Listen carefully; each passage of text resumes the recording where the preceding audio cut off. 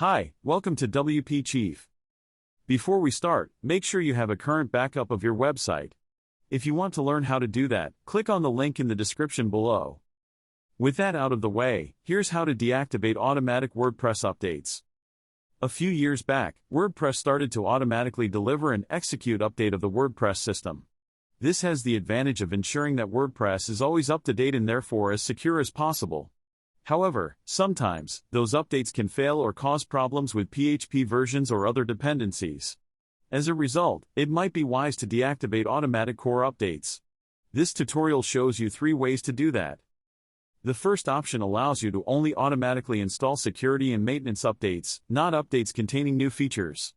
To do that, go to Dashboard, Updates. Under Current Version you can find a long link that allows you to switch to updates for maintenance and security releases only. When you click on it, the setting will be switched.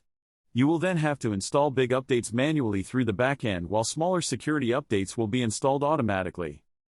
This makes problems caused by automatic updates less likely, however, still possible.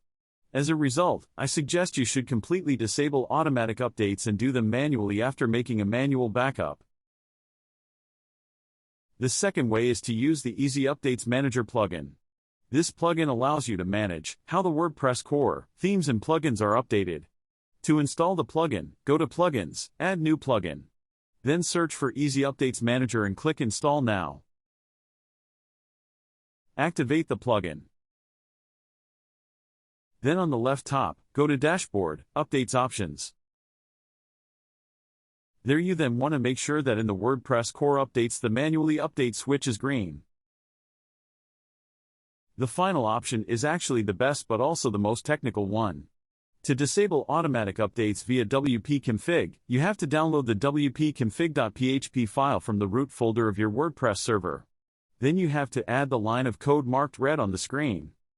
Then re-upload the changed file to your server. A lot can go wrong in that sequence, so make sure you have a backup in place. If you don't feel comfortable doing this, maybe look for a developer to help.